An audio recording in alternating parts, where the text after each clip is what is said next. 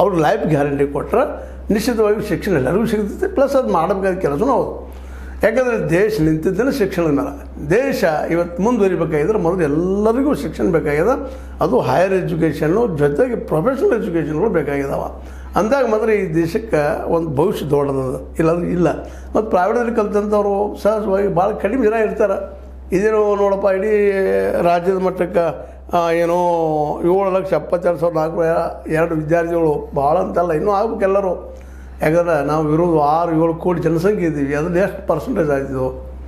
ಇದರ ಅರ್ಥ ನಾನು ಹೇಳೋದು ಏನಪ್ಪ ಅಂತಂದ್ರಿಲ್ಲ, ಎಲ್ಲರಿಗೂ ಶಿಕ್ಷಣ ಸಿಗುವಂಥದ್ದು, ಬಡ ಮಕ್ಕಳಿಗೆ ಸಹ ಸಿಗುವಂಥದ್ದಾಗೆ ಪ್ರತಿಭಾವಂತರಿಗೆ ಅವಕಾಶ ಸಿಗ್ತಪ್ಪ ಅಂದ್ರೆ ಅವಕಾಶ ಇಲ್ಲ. ಬಡ ಮಕ್ಕಳಿಗೆ ಇವತ್ತು ನೀವು ಸೈನ್ಸ್ ಕಲಿಸ್ಲಿಕ್ಕೆ ಸಾಧ್ಯ ಇಲ್ಲ ಅನ್ನೋಂಥ ಪರಿಸ್ಥಿತಿ ಇದೆ. ಪ್ರೈವೇಟ್ದಲ್ಲ ಸಿಕ್ಕಾಪಟ್ಟೆ ಫೀ, ಟ್ಯೂಷನ್ ಫೀ, ವರ್ಷಕ್ಕೆ 2-3 ಲಕ್ಷಗಳ ಪೇಮೆಂಟ್ ಬರಲಿಕ್ಕೆ ಖರ್ಚು. ಇದು ಅಷ್ಟಾದರೂ ಸಾಲ ಜನ ಕಳಿಸ್ತಾ ಇದ್ದಾರೆ ಅಲ್ಲಿ. ಆದರೆ ಗೌರ್ಮೆಂಟ್ ಕಾಲೇಜಿಗೆ ಕಳಿಸ್ತಾ ಇಲ್ಲ. ಯಾಕಂದರೆ ಮೊದಲನೇ ಕಾರಣ ಅದು ಏನಪ್ಪ ಅಂದ್ರೆ ಸರಿಯಾಗಿ ಕಲಿಸೋದಿಲ್ಲ, ಸರಿಯಾಗಿ ಶಾಲೆಗಳಿಗೆ ಅಥವಾ ಕಾಲೇಜುಗಳಿಗೆ ಮಾಸ್ಟರ್ ಬರೋದಿಲ್ಲ ಅನ್ನೋಂಥದ್ದು. ಅದಕ್ಕೆ ಅವ್ರು ಫುಲ್ಲು ಕೊಡ್ತಾರೆ, ಬೇಕಾದ್ರೆ ಇವತ್ತು ಬನ್ನಿರಿ ನಮ್ಮ ಜೊತೆಗೆ ಅಂತೇಳಿ.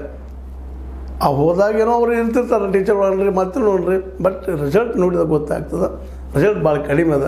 ಇವತ್ತು ನಾನು ಅನೇಕ ಗೌರ್ಮೆಂಟ್ ಸ್ಕೂಲ್ಗಳಲ್ಲಿ ನೋಡುವಂಥ ಒಂದು ವಿಷಯಗಳು ನಿಮಗೆ ಸೂಕ್ಷ್ಮವಾಗಿ ಹೇಳ್ಬೇಕಪ್ಪ ಅಂದ್ರೆ, ಮಕ್ಕಳ ಬಗ್ಗೆ ನಿಷ್ಕಾಳಜಿಯನ್ನು ನಾವು ಹೆಚ್ಚು ನೋಡ್ತಾ ಇರ್ತೀವಲ್ಲ, ಹೆಚ್ಚು ಕಲಿಸುವಂಥ ಒತ್ತಡದಲ್ಲಿರುವುದು ಅನ್ನೋದು ಅಷ್ಟೇ ಸತ್ಯದ. ಇದು ನನ್ನ ಒಬ್ಬಳ ಮಾತಲ್ಲ, ಭಾಳಷ್ಟು ಪಾಲಕರ ಮಾತು. ನಾವು ಸಹಜ ಹೇಳಿಲ್ಲ, ಫ್ರೀ ಇದ್ದಾಗ ಗೌರ್ಮೆಂಟ್ ಕಾಲೇಜುಗಳೆಲ್ಲ ಹೆಣ್ಮಕ್ಳು ಎದರಲ್ಲಿ PUC